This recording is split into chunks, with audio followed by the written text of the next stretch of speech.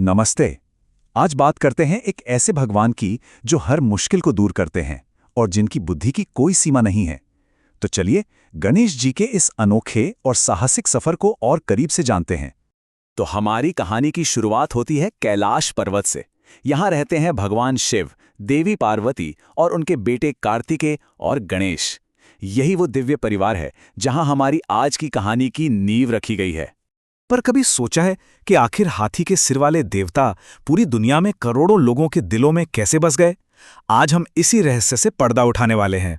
तो चलिए कहानी के पहले हिस्से में चलते हैं और ये हिस्सा है गणेश के नाटकीय और एकदम असाधारण जन्म का। बात कुछ ऐसी है कि देवी पार्वती को एक ऐसा बेटा चाहिए था जो सिर्फ और सिर्फ उनका हो, उनके प्रति पूरी तरह वफादार हो। तो उन्होंने अपने ही शरीर पर लगे हल्दी के लेप से एक बालक को बनाया, उसमें जान फूंकी और उसे अपना बेटा मान लिया। अब कहानी में एक बड़ा ही नाटकीय मोड़ आता है। भगवान शिव घर लौटते हैं और दरवाजे पर उन्हें एक अनजान बच्चा रोक लेता है। शिव जी को बिल्कुल अंदाजा नहीं था कि ये बालक आखिर है कौन। सोचिए, अपने ही घर में कोई आपको आने से रोके तो कैसा लगेगा? शिवजी को बहुत गुस्सा आया। दोनों के बीच भयंकर युद्ध हुआ और उसी गुस्से में शिवजी ने उस बालक का सिर धड़ से अलग कर दिया। जब पार्वती जी को यह पता चला तो उनका गुस्सा इतना बढ़ गया कि लगा पूरी सृष्टि ही खत्म हो जाएगी। सृष्टि को बचाने के लिए व्याकुल पार्वती जी ने दो शर्तें रखीं।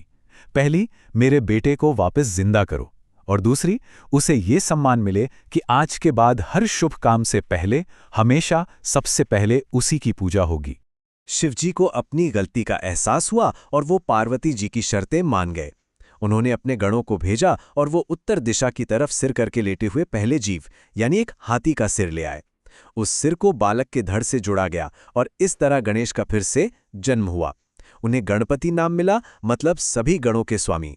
और यही वजह है कि आज भी हम कोई भी नया काम शुरू करने से पहले उनकी पूजा करते हैं। चलिए अब एक दूसरी बड़ी ही मजेदार कहानी की तरफ बढ़ते हैं जो गणेश जी के अनोखे चरित्र को दिखाती है, महान ब्रह्मांडीय दौड़।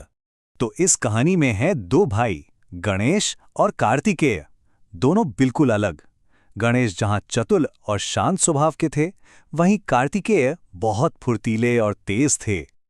उनके वाहन भी देखिए, गणेश का छोटा सा चूहा और कार्तिकेय का ताकतवर मोर।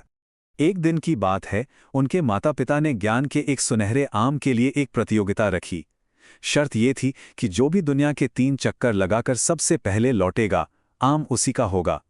फुर्तीले कार्तिकेय ने एक पल भी नहीं सोचा और अपने मोर पर बैठकर उड़ चले। लेकिन गणेश जी वो कहीं नहीं गए। उन्होंने थोड़ा सोचा, फिर आराम से उठे और अपने माता पिता यानी शिव और पार्वती के ही 3 चक्कर लगा लिए। जब उनसे हैरानी से पूछा गया, तुम ये क्या कर रहे हो, तो गणेश जी का जवाब सुनिए। उन्होंने कहा, आप मेरे माता पिता हैं, आप ही तो मेरी पूरी दुनिया है, तो आपके 3 चक्कर लगाना पूरी दुनिया के चक्कर लगाने जैसा ही है।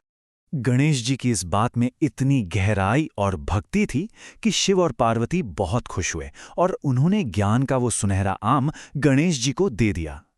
ये कहानी हमें सिखाती है कि सच्ची बुद्धि और समझ शारीरिक ताकत से कहीं ज्यादा बड़ी होती है। गणेश जी का जीवन सिर्फ ऐसी गहरी बातों से ही नहीं, बल्कि कुछ मजेदार किस्सों और दुर्घटनाओं से भी भरा हुआ है जो हमें उनके व्यक्तित्व के अलग अलग पहलू दिखाते हैं। एक रात का किस्सा है। गणेश जी ने खूब सारे लड्डू खा लिए, पेट भारी हो गया था।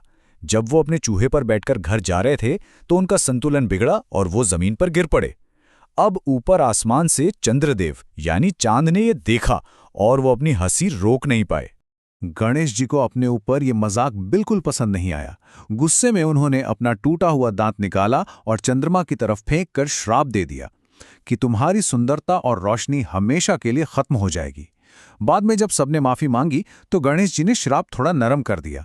उन्होंने कहा कि चांद अब हर महीने घटेगा और बढ़ेगा, और बस तभी से चांद की कलाएं बन गई। इन कहानियों से ये तो साफ है कि गणेश सिर्फ एक नायक नहीं है, उनका एक बहुत बड़ा मकसद भी है।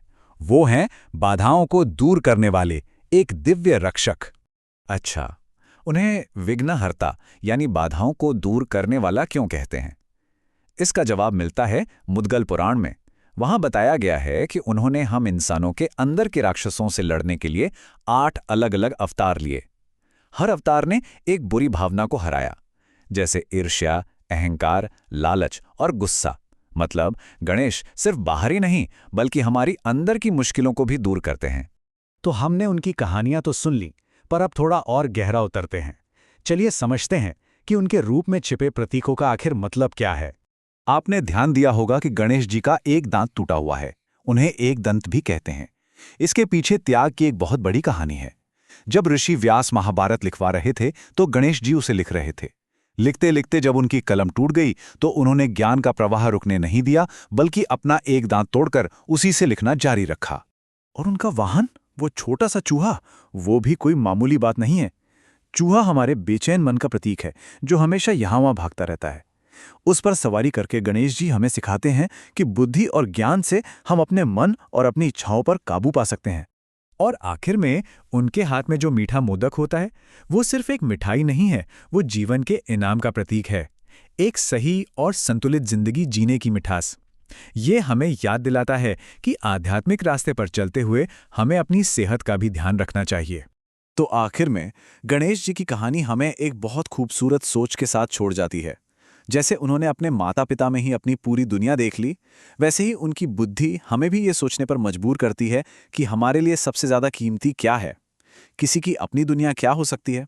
ये एक सवाल है जिस पर ज़रूर सोचना चाहिए।